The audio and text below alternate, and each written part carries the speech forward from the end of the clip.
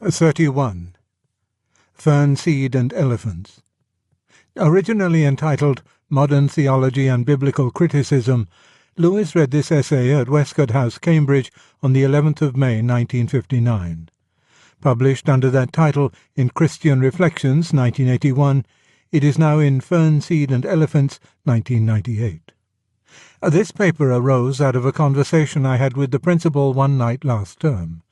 A book of Alec Vidler's happened to be lying on the table, and I expressed my reaction to the sort of theology it contained. My reaction was a hasty and ignorant one, produced with the freedom that comes after dinner. Note: while the bishop was out of the room, Lewis read The Sign at Cana in Alec Vidler's Windsor Sermons. The bishop recalls that when he asked him what he thought about it, Lewis expressed himself very freely about the sermon and said that he thought it was quite incredible that we should have had to wait nearly 2,000 years to be told by a theologian called Vidler that what the Church has always regarded as a miracle was, in fact, a parable. One thing led to another, and before we were done I was saying a good deal more than I had meant about the type of thought which, so far as I could gather, is now dominant in many theological colleges. He then said, "I wish you would come and say all this to my young men." He knew, of course, that I was extremely ignorant of the whole thing. But I think his idea was that you ought to know how a certain sort of theology strikes the outsider. Though I may have nothing but misunderstandings to lay before you, you ought to know that such misunderstandings exist. That sort of thing is easy to overlook inside one's own circle. The minds you meet daily have been conditioned by the same studies and prevalent opinions as your own. That may mislead you. For of course, as priests, it is the outsiders you will have to cope with. You exist in the long run for no other purpose. The proper study of shepherds is sheep, not, save accidentally, other shepherds. And woe to you if you do not evangelize. I am not trying to teach my grandmother. I am a sheep, telling shepherds what only a sheep can tell them. And now I start my bleating. There are two sorts of outsiders, the uneducated and those who are educated in some way but not in your way. How you are to deal with the first class, if you hold views like Loisey's or Schweitzer's or Bultmann's or Tillich's, or even Alec Vidler's, I simply don't know. I see, and I'm told that you see, that it would hardly do to tell them what you really believe. A theology which denies the historicity of nearly everything in the Gospels, to which Christian life and affections and thought have been fastened for nearly 2 millennia, which either denies the miraculous altogether, or, more strangely, after swallowing the camel of the resurrection, strains at such gnats as the feeding of the multitudes. If offered to the uneducated man, can produce only one or other of two effects.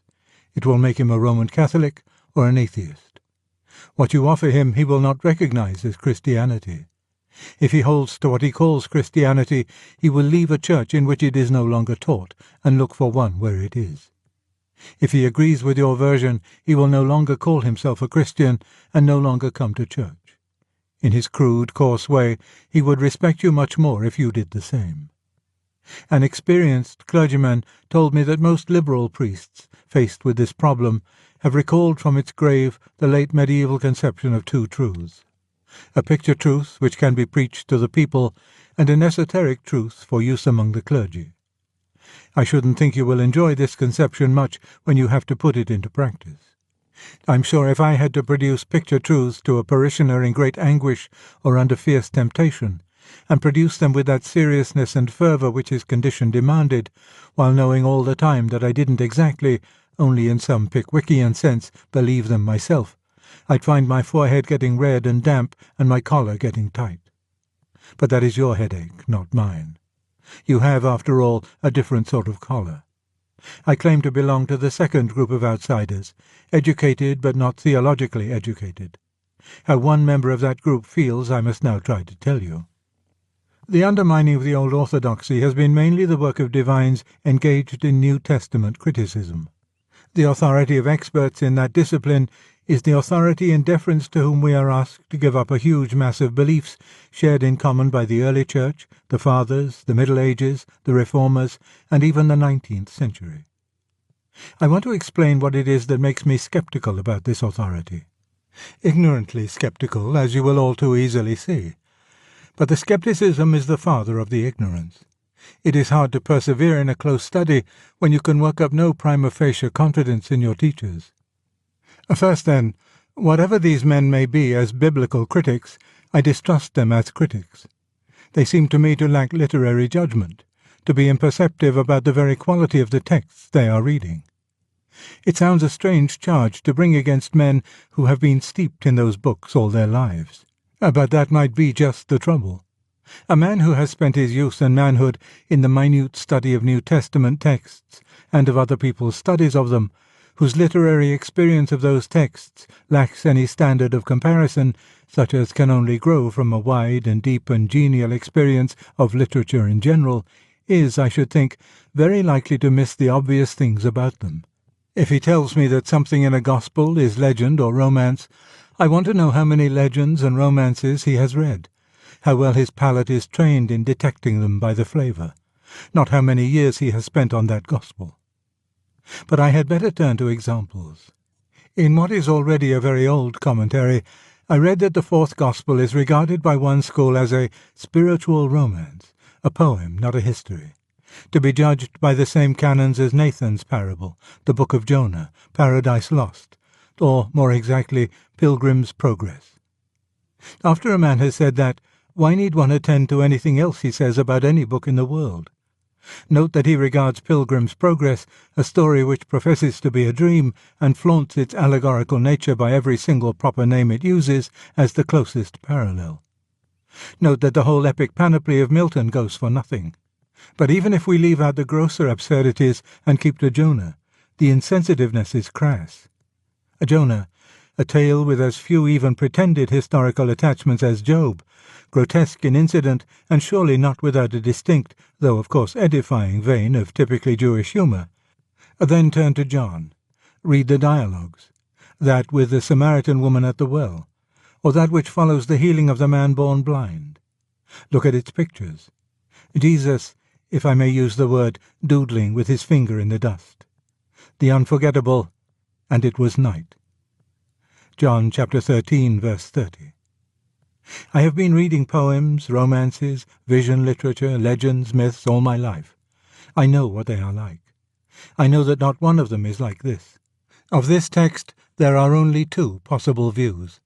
Either this is reportage, though it may no doubt contain errors, pretty close up to the facts, nearly as close as Boswell. Or else some unknown writer in the 2nd century, without known predecessors or successors, suddenly anticipated the whole technique of modern, novelistic, realistic narrative. If it is untrue, it must be narrative of that kind. The reader who doesn't see this has simply not learned to read. I would recommend him to read Auerbach. Here, from Bultmann's Theology of the New Testament, is another. Observe in what unassimilated fashion the prediction of the parousia, Mark chapter 8, verse 38, follows upon the prediction of the Passion, chapter 8, verse 31. What can he mean? Unassimilated? Bultmann believes that predictions of the parousia are older than those of the Passion. He therefore wants to believe, and no doubt does believe, that when they occur in the same passage, some discrepancy or unassimilation must be perceptible between them. But surely he foists this on the text with shocking lack of perception. Peter has confessed Jesus to be the Anointed One. That flash of glory is hardly over before the dark prophecy begins, that the Son of Man must suffer and die. Then this contrast is repeated. Peter, raised for a moment by his confession, makes his false step. The crushing rebuff. "Get thee behind me," follows. Then, across that momentary ruin which Peter, as so often, becomes the voice of the Master, turning to the crowd, generalizes the moral. All his followers must take up the cross. This avoidance of suffering, this self-preservation, is not what life is really about. Then, more definitely still, the summons to martyrdom. You must stand to your own tackling. If you disown Christ here and now, he will disown you later. Logically, emotionally, imaginatively, the sequence is perfect. Only a Bultmann could think otherwise. Finally, from the same Bultmann, The personality of Jesus has no importance for the kerygma either of Paul or of John. Indeed, the tradition of the earliest church did not even unconsciously preserve a picture of his personality. Every attempt to reconstruct one remains a play of subjective imagination. So there is no personality of our Lord presented in the New Testament. Through what strange process has this learned German gone in order to make himself blind to what all men except him see? What evidence have we that he would recognize a personality if it were there? For it is Bultmann contra mundum. If anything whatever is common to all believers, and even to many unbelievers, it is the sense that in the Gospels they have met a personality. There are characters whom we know to be historical, but of whom we do not feel that we have any personal knowledge by acquaintance. Such are Alexander, Attila, or William of Orange. There are others who make no claim to historical reality, but whom, nonetheless, we know as we know real people. Falstaff, Uncle Toby, Mr. Pickwick. But there are only 3 characters who, claiming the first sort of reality, also actually have the second. And surely everyone knows who they are. Plato's Socrates, the Jesus of the Gospels, and Boswell's Johnson. Our acquaintance with them shows itself in a dozen ways. When we look into the apocryphal Gospels, we find ourselves constantly saying of this or that Logion, "No, it's a fine saying, but not his. That wasn't how he talked." Just as we do with all pseudo-Johnsoniana. We are not in the least perturbed by the contrasts within each character. The union in Socrates of silly and scabrous titters about Greek pederasty, with the highest mystical fervour and the homeliest good sense. In Johnson, of profound gravity and melancholy, with that love of fun and nonsense which Boswell never understood, though Fanny Burney did. In Jesus, of peasant shrewdness, intolerable severity, and irresistible tenderness. So strong is the flavour of the personality that, even while he says things which, on any other assumption than that of divine incarnation in the fullest sense, would be appallingly arrogant, yet we, and many unbelievers too, accept him at his own valuation when he says, "I am meek and lowly of heart." Even those passages in the New Testament which superficially and in intention are most concerned with the divine and least with the human nature bring us face to face with the personality. I am not sure that they don't do this more than any others. We beheld his glory, the glory as of the only begotten of the Father, full of graciousness and reality, which we have looked upon and our hands have handled. What is gained by trying to evade or dissipate this shattering immediacy of personal contact by talk about that significance which the early church found that it was impelled to attribute to the Master? This hits us in the face. Not what they were impelled to do, but what impelled them. I begin to fear that by personality Dr. Bultmann means what I should call impersonality, what you'd get in a dictionary of national biography article, or an obituary, or a Victorian Life and Letters of Yeshua Bar Yosef in 3 volumes with photographs. That, then, is my first bleat. These men ask me to believe that they can read between the lines of the old texts. The evidence is their obvious inability to read, in any sense worth discussing, the lines themselves. They claim to see fern seed and can't see an elephant 10 yards away in broad daylight. Now for my second bleat. All theology of the liberal type involves at some point, and often involves throughout, the claim that the real behaviour and purpose and teaching of Christ came very rapidly to be misunderstood and misrepresented by his followers, and has been recovered or exhumed only by modern scholars. Now, long before I became interested in theology, I had met this kind of theory elsewhere. The tradition of Jowett still dominated the study of ancient philosophy when I was reading greats. One was brought up to believe that the real meaning of Plato had been misunderstood by Aristotle and wildly travestied by the Neoplatonists, only to be recovered by the moderns. When recovered, it turned out, most fortunately, that Plato had really all along been an English Hegelian, rather like T.H. Green. I have met it a third time in my own professional studies. Every week a clever undergraduate, every quarter a dull American don, discovers for the first time what some Shakespearean play really meant. But in this third instance I am a privileged person. The revolution in thought and sentiment which has occurred in my own lifetime is so great that I belong, mentally, to Shakespeare's world far more than to that of these recent interpreters. I feel it in my bones, I know beyond argument that most of their interpretations are merely impossible. They involve a way of looking at things which was not known in 1914, much less in the Jacobean period. This daily confirms my suspicion of the same approach to Plato or the New Testament. The idea that any man or writer should be opaque to those who lived in the same culture, spoke the same language, shared the same habitual imagery and unconscious assumptions, and yet be transparent to those who have none of these advantages, is, in my opinion, preposterous. There is an a priori improbability in it, which almost no argument and no evidence could counterbalance. Thirdly, I find in these theologians a constant use of the principle that the miraculous does not occur.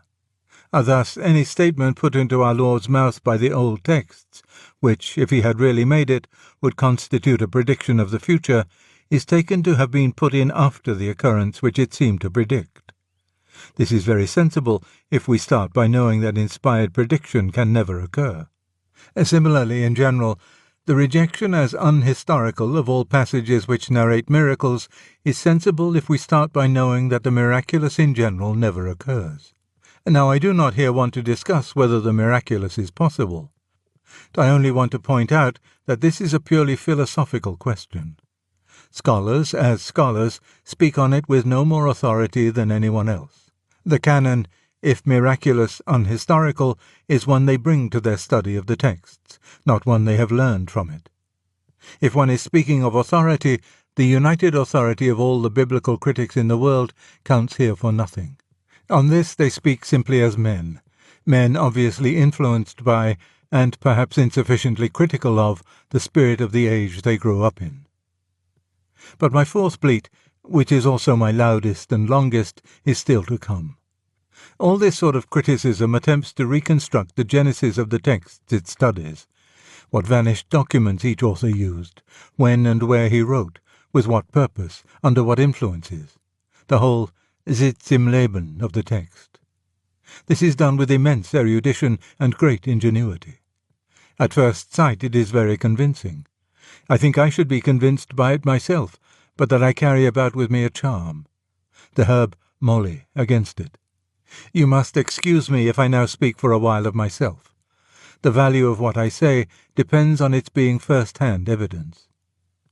What forearms me against all these reconstructions is the fact that I have seen it all from the other end of the stick. I have watched reviewers reconstructing the genesis of my own books in just this way. Until you come to be reviewed yourself, you would never believe how little of an ordinary review is taken up by criticism in the strict sense, by evaluation, praise, or censure of the book actually written. Most of it is taken up with imaginary histories of the process by which you wrote it. The very terms which the reviewers use in praising or dispraising often imply such a history. They praise a passage as spontaneous, and censure another as laboured. That is, they think they know that you wrote the one Carente Calamo and the other In Vita Minerva. What the value of such reconstructions is, I learned very early in my career. I had published a book of essays, and the one into which I had put most of my heart, the one I really cared about, and in which I discharged a keen enthusiasm, was on William Morris. And in almost the first review I was told that this was obviously the only one in the book in which I had felt no interest.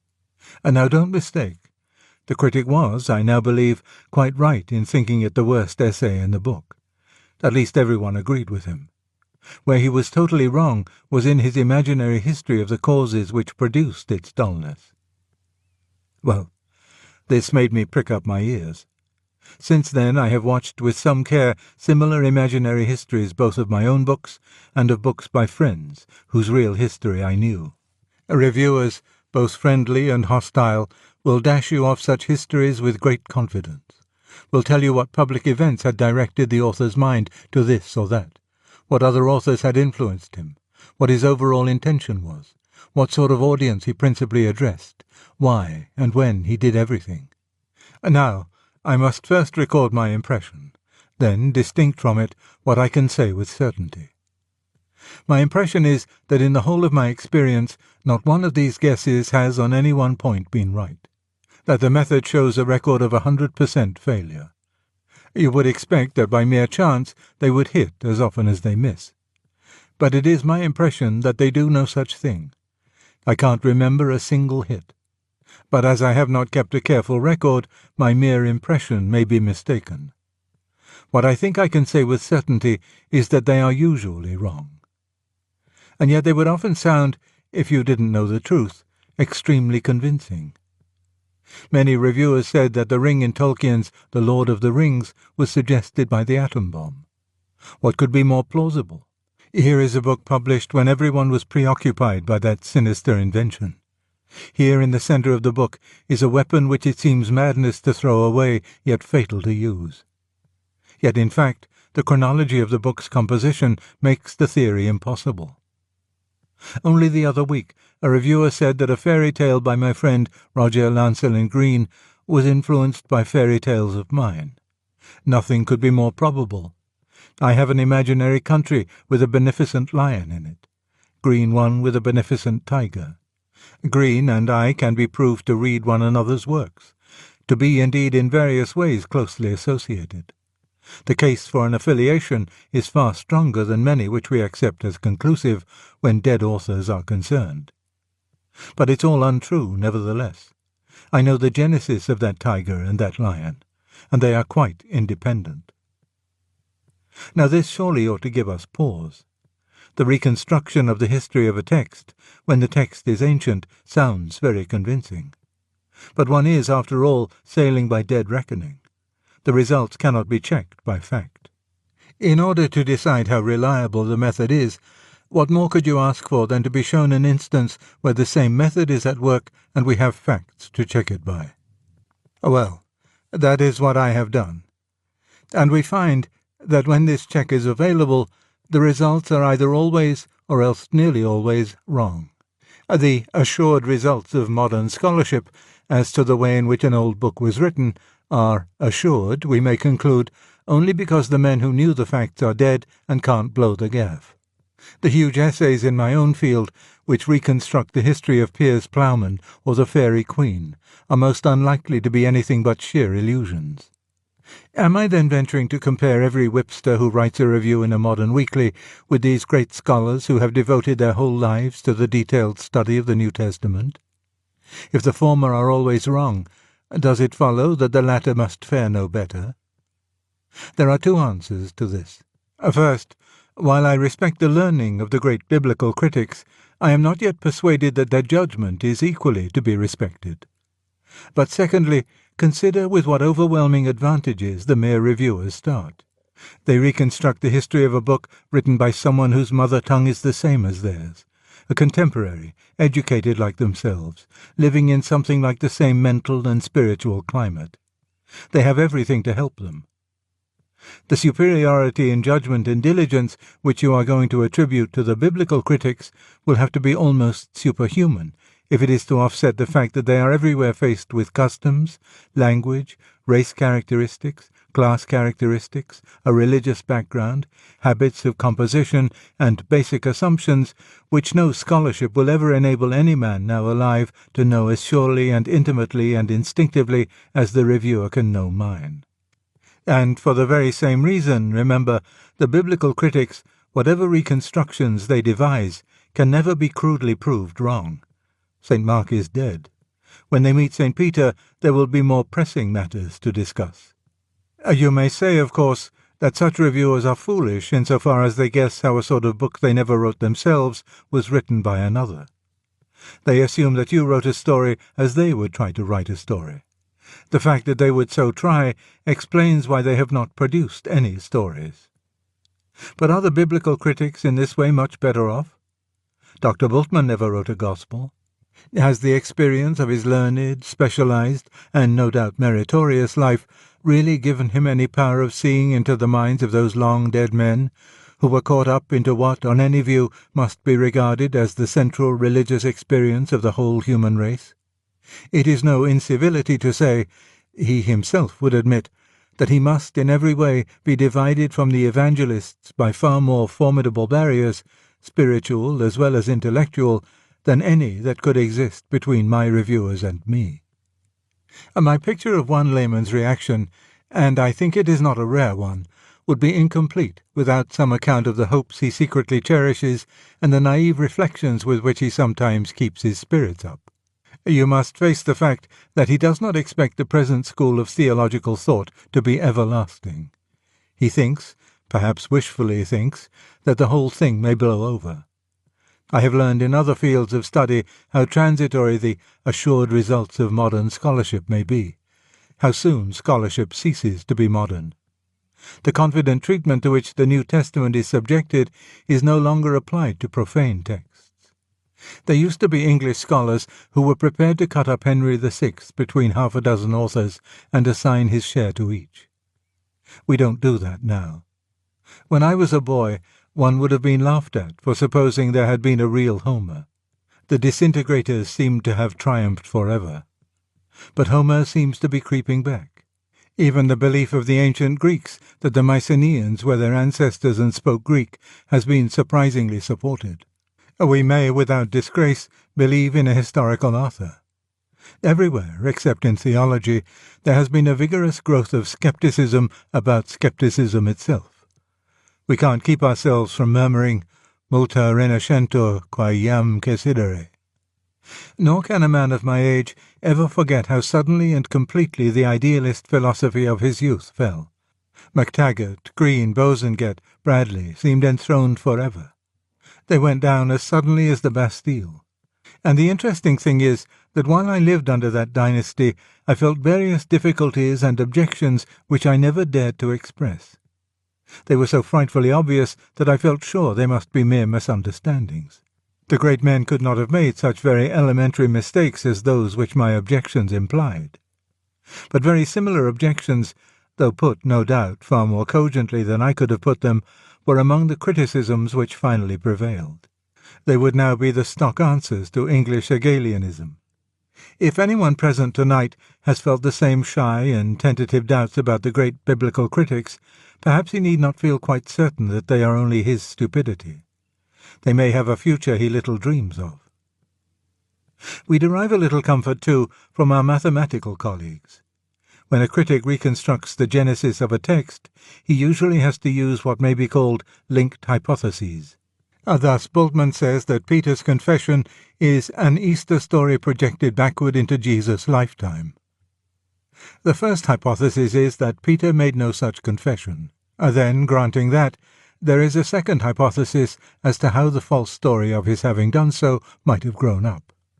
Now let us suppose, what I am far from granting, that the first hypothesis has a probability of 90%. Let us assume that the second hypothesis also has a probability of 90%. But the two together don't still have 90%, for the second comes in only on the assumption of the first. You have not A plus B, you have a complex AB, and the mathematicians tell me that AB has only an 81% probability. I'm not good enough at arithmetic to work it out, but you see that if, in a complex reconstruction, you go on thus superinducing hypothesis on hypothesis, you will in the end get a complex in which, though each hypothesis by itself has, in a sense, a high probability, the whole has almost none. You must not, however, paint the picture too black. We are not fundamentalists. We think that different elements in this sort of theology have different degrees of strength. The nearer it sticks to mere textual criticism of the old sort, Lachmann's sort, the more we are disposed to believe in it. And of course we agree that passages almost verbally identical cannot be independent. It is as we glide away from this into reconstructions of a subtler and more ambitious kind that our faith in the method wavers, and our faith in Christianity is proportionately corroborated. The sort of statement that arouses our deepest skepticism is the statement that something in a gospel cannot be historical because it shows a theology or an ecclesiology too developed for so early a date. For this implies that we know, first of all, that there was any development in the matter, and secondly, how quickly it proceeded. It even implies an extraordinary homogeneity and continuity of development, implicitly denies that anyone could greatly have anticipated anyone else. This seems to involve knowing about a number of long-dead people, for the early Christians were, after all, people, things of which I believe few of us could have given an accurate account if we had lived among them. All the forward and backward surge of discussion, preaching, and individual religious experience. I could not speak with similar confidence about the circle I have chiefly lived in myself. I could not describe the history even of my own thought as confidently as these men described the history of the early Church's mind, and I am perfectly certain no one else could. Suppose a future scholar knew that I abandoned Christianity in my teens, and that, also in my teens, I went to an atheist tutor. Would not this seem far better evidence than most of what we have about the development of Christian theology in the first 2 centuries? Would he not conclude that my apostasy was due to the tutor, and then reject as backward projection any story which represented me as an atheist before I went to that tutor? Yet he would be wrong. I am sorry to have become once more autobiographical, but reflection on the extreme improbability of his own life by historical standards seems to me a profitable exercise for everyone. It encourages a due agnosticism. For agnosticism is, in a sense, what I am preaching. I do not wish to reduce the skeptical element in your minds. I am only suggesting that it need not be reserved exclusively for the New Testament and the creeds. Try doubting something else. Such skepticism might, I think, begin at the very beginning with the thought which underlies the whole demythology of our time. It was put long ago by Tyrrell. As man progresses, he revolts against earlier and inadequate expressions of the religious idea. Taken literally and not symbolically, they do not meet his need. And as long as he demands to picture to himself distinctly the term and satisfaction of that need, he is doomed to doubt, for his picturings will necessarily be drawn from the world of his present experience. In one way, of course, Tyrrell was saying nothing new. The negative theology of Pseudo-Dionysus had said as much, but it drew no such conclusions as Tyrrell. Perhaps this is because the older tradition found our conceptions inadequate to God, whereas Tyrrell finds it inadequate to the religious idea. He doesn't say whose idea, but I am afraid he means man's idea. We, being men, know what we think, and we find the doctrines of the resurrection, the ascension, and the second coming inadequate to our thoughts. But supposing these things were the expressions of God's thought, it might still be true that, taken literally and not symbolically, they are inadequate, from which the conclusion commonly drawn is that they must be taken symbolically, not literally, that is, wholly symbolically. All the details are equally symbolic and analogical. But surely there is a flaw here. The argument runs like this. All the details are derived from our present experience, but the reality transcends our experience. Therefore all the details are wholly and equally symbolical. But suppose a dog were trying to form a conception of human life. All the details in its picture would be derived from canine experience. Therefore all that the dog imagined could, at best, be only analogically true of human life. The conclusion is false. If the dog visualized our scientific researches in terms of ratting, this would be analogical. But if it thought that eating could be predicated of humans only in an analogical sense, the dog would be wrong. In fact, if a dog could, per impossibile, be plunged for a day into human life, it would hardly be more surprised by hitherto unimagined differences than by hitherto unsuspected similarities. A reverent dog would be shocked. A modernist dog, mistrusting the whole experience, would ask to be taken to the vet. But the dog can't get into human life. Consequently, though it can be sure that its best ideas of human life are full of analogy and symbol, it could never point to any one detail and say, "This is entirely symbolic." You cannot know that everything in the representation of a thing is symbolical unless you have independent access to the thing and can compare it with the representation. Dr. Tyrrell can tell that the story of the Ascension is inadequate to his religious idea because he knows his own idea and can compare it with the story. But how if we are asking about a transcendent objective reality to which the story is our sole access? We know not. Oh, we know not. But then we must take our ignorance seriously. Of course, if taken literally and not symbolically means taken in terms of mere physics, then this story is not even a religious story. Motion away from the earth, which is what ascension physically means, would not in itself be an event of spiritual significance. Therefore, you argue, the spiritual reality can have nothing but an analogical connection with the story of an ascent. For the union of God with God and of man with God-man can have nothing to do with space. Who told you this? What you really mean is that we can't see how it could possibly have anything to do with it. That is quite a different proposition. When I know, as I am known, I shall be able to tell which parts of the story were purely symbolical and which, if any, were not. Shall see how the transcendent reality either excludes and repels locality, or how unimaginably it assimilates and loads it with significance. Had we not better wait? Such are the reactions of one bleating layman to modern theology. It is right you should hear them. You will not perhaps hear them very often again. Your parishioners will not often speak to you quite frankly. Once the layman was anxious to hide the fact that he believed so much less than the vicar. He now tends to hide the fact that he believes so much more. Missionary to the priests of one's own church is an embarrassing role, though I have a horrid feeling that if such mission work is not soon undertaken, the future history of the Church of England is likely to be short.